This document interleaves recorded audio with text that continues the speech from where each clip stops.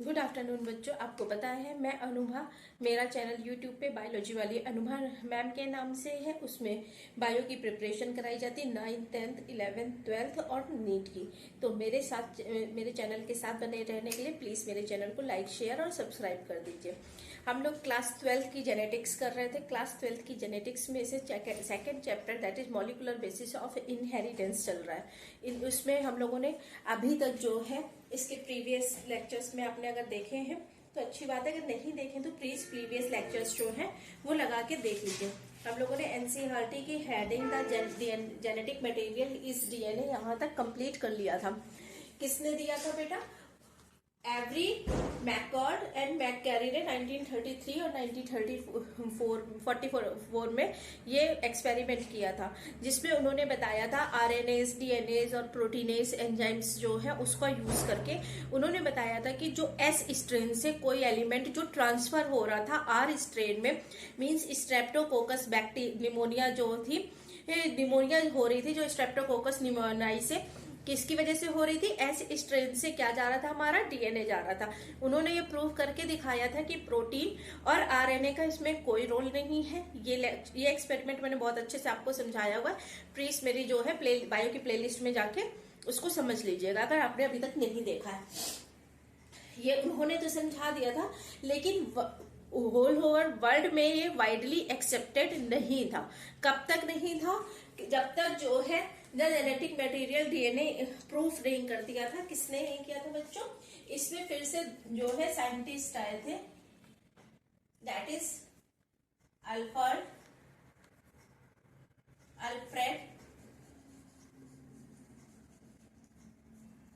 हेर्शे, मैथा चेस। वो एक्सपेरिमेंट कब हुआ था बच्चों? 1933 और 1944 के बीच में हुआ था। ये कब हुआ बेटा? 1952 में। इतने टाइम बाद जो है ये एक्सपेरिमेंट से प्रूव हुआ कि DNA is a genetic material. ये आप जो है इसको एनसीईआरटी बोलती है अनइक्विवोकल, कि इसके खिलाफ कोई एक सिंगल आवाज भी जो है वो इसके कंट्रास्ट में नहीं होगी। अनइक्विवोकल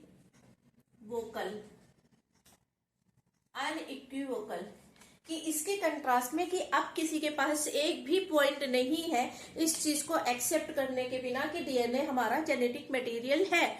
मींस अब ये वर्ल्ड वाइडली जो है वाइडली एक्सेप्टेड है कि डीएनए हमारा जेनेटिक मटेरियल है। अब इन्होंने बेटा ये किया कैसे था? एनसीईआरटी ने इसका पूरा प्रॉपर डायग्राम दे रखा है, उसी से समझते हैं। देखिए,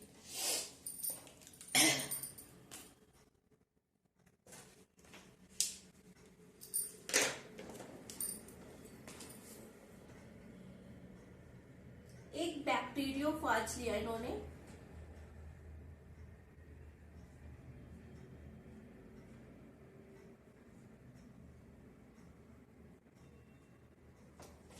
एक बैक्टीरियोफाज लिया। आपको पता है बैक्टीरियोफाज किस पे इन्फेक्शन करता है? फाज है, मींस क्या है? ये एक वायरस है। किसको इन्फेक्ट कर रहा है? बैक्टीरिया को इन्फेक्ट कर रहा है। बैक्टीरियोफाज,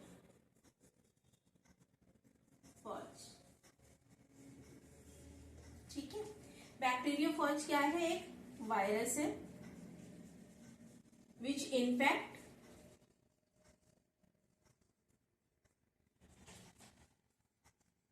बैक्टीरिया, ठीक है।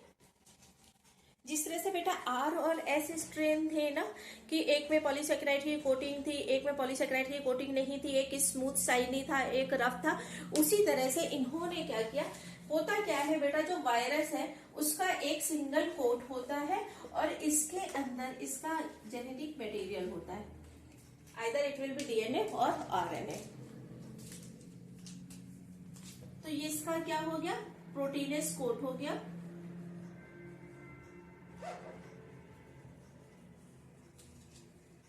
और बॉडी कवर,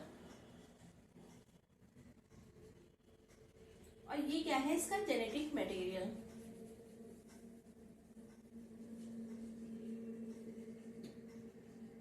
मींस डीएनए। ठीक है, ये तो हमारा बैक्टीरियोफाज है जो इन्होंने एक्सपेरिमेंट में अपने यूज किया। अब किया क्या था इन्होंने, देखिए S35 लेबल, इसको इन्होंने बैक्टीरियोफाज को रेडियो एक्टिव कन्वर्ट कर दिया, रेडियो एक्टिव। ठीक है, कैसे रेडियो एक्टिव कन्वर्ट किया, एक का इसमें दो चीजें है ना, एक प्रोटीन का कोड है, एक जेनेटिक मटेरियल है, तो इन्होंने क्या किया, इस फाज को कन्वर्ट कर दिया रेडियो एक्टिव।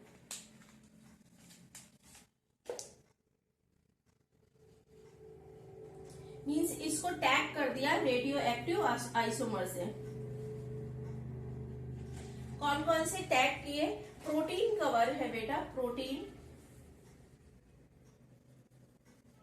तो प्रोटीन में आप लोगों को पता होगा जब अमाइनो एसिड से बनती है वहां पे एक जो है एलिमेंट सल्फर होता है, तो इन्होंने 35 सल्फर से एक रेडियो आइसोटोप चुना। एक इन्होंने क्या किया, जेनेटिक मटेरियल डीएनए है ना, तो इन्होंने फॉस्फोरस, आपने देखा था ना फॉस्फेट प्रेजेंट था, अभी तक हम लोगों ने जो डीएनए के प्रीवियस लेक्चर्स देखे उसमें देखा ना ये फॉस्फेट प्रेजेंट था, तो एक इन्होंने क्या किया, फॉस्फेट को लेबलिंग की 32। ठीक है, रेडियो एक्टिव जो लेबलिंग की है वो किससे की है, एक 35S से, और एक बेटा क्या किया इन्होंने, इसको 32 फॉस्फोरस से।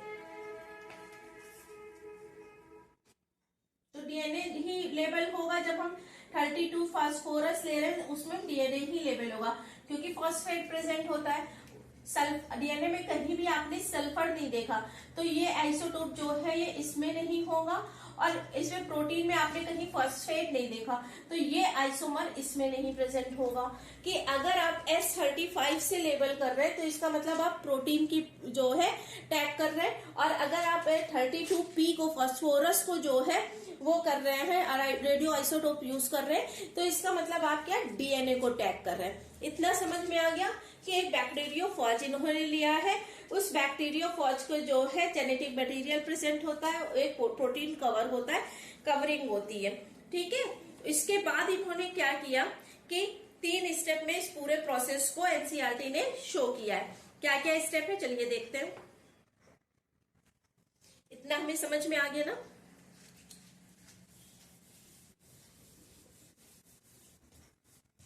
फर्स्ट वन, डायग्राम के साथ साथ समझते चलिए। इन्फेक्शन, ये एनसीईआरटी के ही पॉइंट्स है जो मैं आप लोगों को बता रही हूं। पहला इन्होंने क्या किया, फर्स्ट स्टेप इन्फेक्शन, सेकेंड है ब्लेंडिंग, ठीक है, सेकेंड है बेटा ब्लेंडिंग है, और थर्ड है वो सेंट्रीफ्यूगेट्स किया है। ठीक है, सेंट्रीफ्यूगेशन किया है।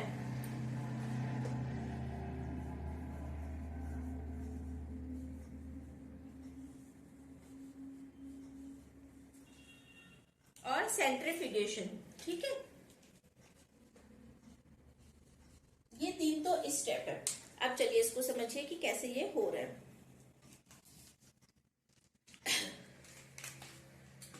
ये हमारा बैक्टीरिया है,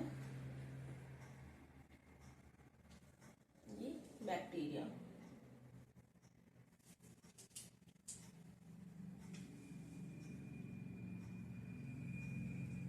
इस बैक्टीरिया पे फॉज ने आके अटैक किया, जो भी वो था ना बैक्टीरियोफाज, उसने आके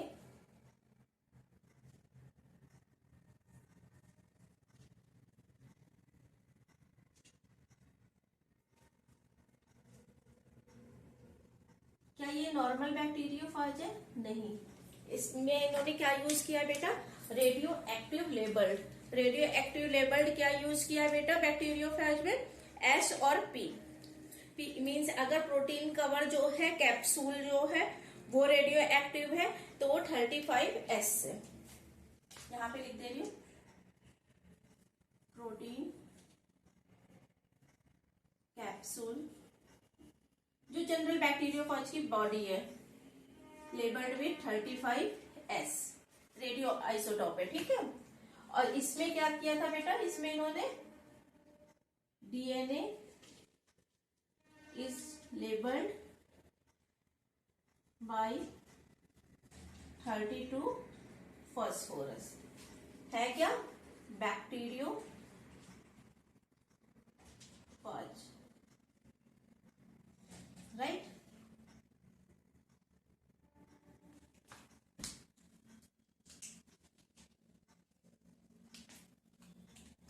ये दोनों जो प्रोटीन कैप्सूल और ये डीएनए है, ये क्या है, रेडियो एक्टिव आइसोटोप।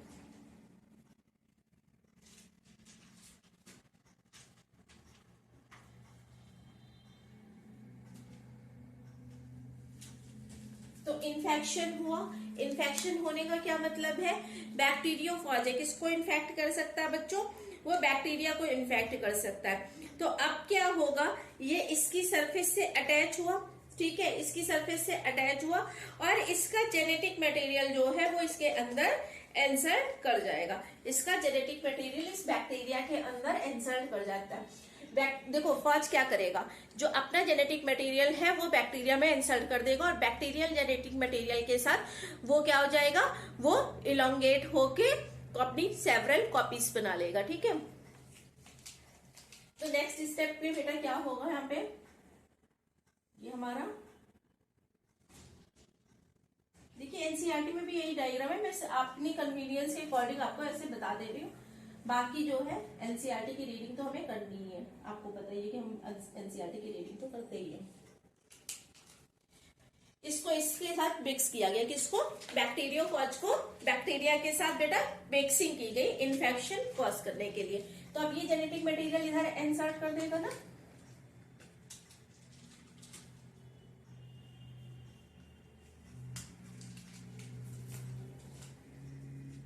ये तो इंसर्ट होता नहीं है, इसकी बॉडी तो बाहर ही रह जाती है, फिर सिर्फ जेनेटिक मटेरियल जो है वो ही अंदर जाएगा पेंट्रेट करके बैक्टीरिया के कैप्सूल को।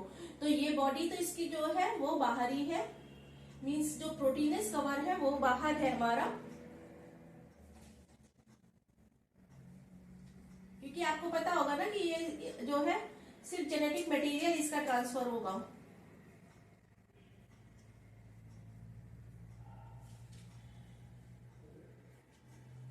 तो जेनेटिक मटेरियल इसका आ गया, इन्फेक्शन बैक्टीरिया में हो गया, इंसर्ट कर गया जेनेटिक मटेरियल। अब क्या करेंगे बेटा, इसकी ब्लेंडिंग करेंगे, इसकी और इसकी सेंट्रीफ्यूगेशन मशीन होती है उसमें ब्लेंडिंग करेंगे, तो उसमें साइज वाइज जो है वो सेपरेशन हो जाता है। जो सुपरनेटेंट है उसमें अलग साइज के मॉलिक्यूल्स होंगे, जो हैवी है वो किसमें हो जाएंगे, वो अलग हो जाएंगे, साइज वाइज जो है वो डिफरेंट डिफरेंट उसमें जोन में चले जाएंगे। तो जब हम इसकी ब्लेंडिंग करेंगे तो ये जो बाहर की आउटसाइड की बॉडी है जो बैक्टीरिया के अंदर इंसर्ट नहीं, वो क्या हो जाएगी बेटा, रिमूव हो जाएगी।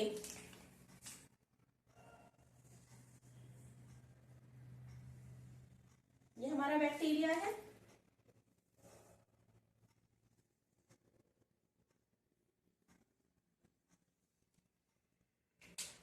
बैक्टीरियल बॉडी जो है ब्लेंडिंग में क्या हो गया, रिमूव हो गई। यहां भी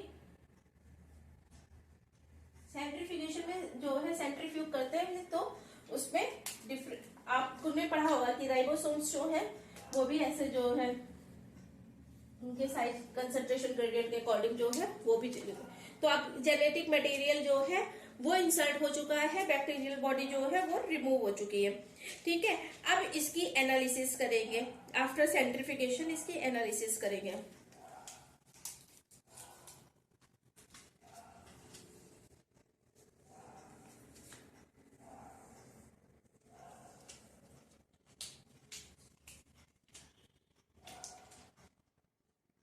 ये हमारा जेनेटिक मटेरियल है,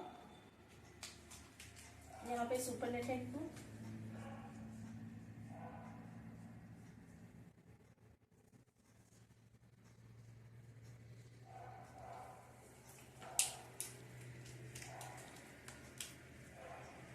देखिए ये क्या है, ये सुपरनेटेंट है, ये सुपरनेटेंट है जो सेपरेट हो गया है आफ्टर सेंट्रीफ्यूगेशन, ये दोनों सेपरेट हो चुके हैं। तो ये सुपरनेटेंट जो है वो है, ठीक है, और ये हमारा बैक्टीरिया है, ठीक है।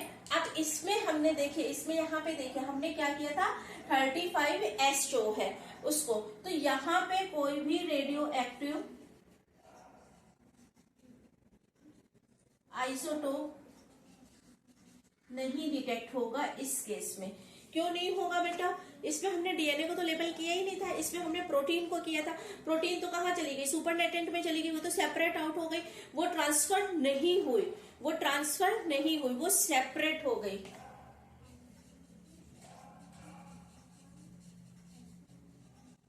ना। और इसके केस में क्या है, इसमें तो कोई डिटेक्ट नहीं हुआ, no radio active isotope will be detected, ठीक है।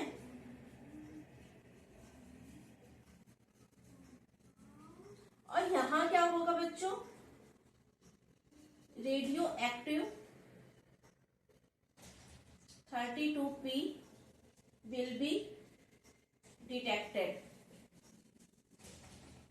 इसमें डिटेक्ट हो रहे हैं। जो याला डायग्राम है इसमें जो है रेडियो एक्टिव मॉलिक्यूल्स डिटेक्ट हो रहे हैं, क्योंकि यहाँ पे हमने किसको? डीएनए को लेबल किया था, तभी हमें जो बैक्टीरिया के अंदर है 32P मिला है। 32P जो है वो डिटेक्ट हो रहा है इसमें बैक्टीरिया के अंदर। और जो सुपरनेटेंट जो यहाँ पे है, सुपरनेटेंट ये भी है, सुपरनेटेंट ये भी है, यहाँ पे सुपरनेटेंट में कोई भी रेडियो एक्टिव एलिमेंट्स नहीं मिला, no radio active element visualise. DNA में था, डीएनए लेबल था, डीएनए तो इंसर्ट कर गया, प्रोटीन यहाँ पे सुपरनेटेंट तो मिला, लेकिन सुपरनेटेंट किसके साथ मिला बेटा? 35S मीन्स रेडियो एक्टिव, ठीक है। तो इससे बिल्कुल क्लियर हो गया कि ट्रांसफर, जो ट्रांसफॉर्मिंग प्रिंसिपल हम लोगों ने पढ़ा था, जो ट्रांसफर हो रहा था, जो एस स्ट्रेन से जो एलिमेंट ट्रांसफर हो रहा था, आर स्ट्रेन को ट्रांसफॉर्म कर रहा था, वो एलिमेंट हमारा क्या है? डीएनए है। अब कहीं से कोई भी डाउट की गुंजाइश नहीं बची है, तभी यहीं से प्रूफ होता है कि DNA is a genetic material. क्यों? क्योंकि हमने एक प्रोटीन कवर को भी जो है वो कर लिया, क्या बोला? तो सेम यही इसके पहले वाले भी एक्सपेरिमेंट में गया था कि डीएनए ट्रांसफर हो रहा था, डीएनएस, प्रोटीनेस और वो आरएनएस लिया था, लेकिन उसको जो है वो अनइक्विवोकल वॉइस में एक्सेप्टेड नहीं किया गया था। ये अनइक्विवोकल वॉइस में एक्सेप्टेड एक्सपेरिमेंट है कि DNA is a genetic material. इसमें इन्होंने कुछ नहीं किया, एक जो है बैक्टीरियोफॉज लिया जिसमें प्रोटीन कवर है, उसकी बॉडी प्रोटीन की है, इनसाइड जो है वो डीएनए प्रेजेंट है। एक सल्फर का रेडियो आइसोटॉप लिया दैट इज 35S, और एक जो है वो 32P आइसोटॉप लिया मीन्स फॉस्फोरस। आपको पता है कि डीएनए में जो है फॉस्फेट ग्रुप प्रेजेंट होता है, तो 32P से जो है वो कौन टैग होगा? हमारा डीएनए टैग होगा। और अमाइनो एसिड में सल्फर प्रेजेंट होता है, तो 35S में से प्रोटीन टैग होगी। इतना हमें पता चल गया। अब इन्होंने क्या किया? बैक्टीरिया को जो है बैक्टीरिया के साथ क्या कर दिया? ब्लेंडिंग कर दी, तो इससे इन्फेक्शन हो गया, बैक्टीरिया का इन्फेक्शन हो गया, जेनेटिक मटेरियल जो है वो ट्रांसफर हो गया। बाकी जो सुपरनेटेंट था वो रिमूव हो गया, जो सुपरनेटेंट था वो रिमूव हो गया। उसके बाद आफ्टर सेंट्रीफ्यूगेशन हमने देखा कि जो याला स्टेप है इसमें हमें सुपरनेटेंट में जो है वो रेडियो आइसोटॉप मिल रहा है दैट इज 35S, लेकिन जो बैक्टीरिया है उसके अंदर जो है कोई भी रेडियो आइसोटॉप नहीं मिल रहा है, वो रेडियो एक्टिव नहीं है। लेकिन इस केस में क्या है, जो बैक्टीरिया है वो रेडियो एक्टिव है, उसमें 32 जो है वो फॉस्फेट का रेडियो आइसोटॉप मिल रहा है, ये रेडियो एक्टिव है। और इसका मतलब क्या है कि डीएनए का ट्रांसफॉर्मेशन हुआ है, डीएनए ट्रांसफॉर्म हुआ है, और इसके सुपरनेटेंट में जो है वो सुपरनेटेंट रेडियो एक्टिव है, इसका जो सुपरनेटेंट है वो रेडियो एक्टिव नहीं है। इस एक्सपेरिमेंट से अब जो है एक्सेप्टेड मॉडल यही हो गया कि जो है वो सबसे इंपॉर्टेंट क्या है बेटा, यहाँ पे एक तो बैक्टीरियोफॉज लिया गया है, एक अनइक्विवोकल, और ये जो रेडियो आइसोटॉप्स लिए गए, ये आपको जरूर याद रखने, ठीक है। इसी तरह से मेरे साथ बायो पढ़ने के लिए प्लीज मेरे चैनल के साथ बने रहिए। Please like, share and subscribe my channel. Thank you, have a nice day. इसके आगे भी इसी तरह से टॉपिक वाइज हम पढ़ेंगे। प्रीवियस के जितने भी टॉपिक्स हैं वो हम लोगों ने इसी तरह से कवर अप कर लिए हैं। जिसने भी अभी तक नहीं लगाए तो प्लीज जाइए और उनको जाके लगाइए। अगर इसमें कोई कंफ्यूजन, कोई डाउट, कुछ भी आपको रहता है तो प्लीज कमेंट बॉक्स में बता दीजिएगा। जेनेटिक मटेरियल डीएनए है, ये किसने? हर्सले और चेस ने प्रूव किया था। कब प्रूव किया था? 1952 में। 1952 में प्रूव हुआ था हर्ष से और चेस ने। क्या एक्सपेरिमेंट था वो मैंने आपको बहुत क्लियरली समझा दिया है। तो प्लीज अब मेरे चैनल को ज्यादा से ज्यादा लोगों के साथ शेयर करिए कि मुझे भी मोटिवेशन मिले। Thank you, have a nice day.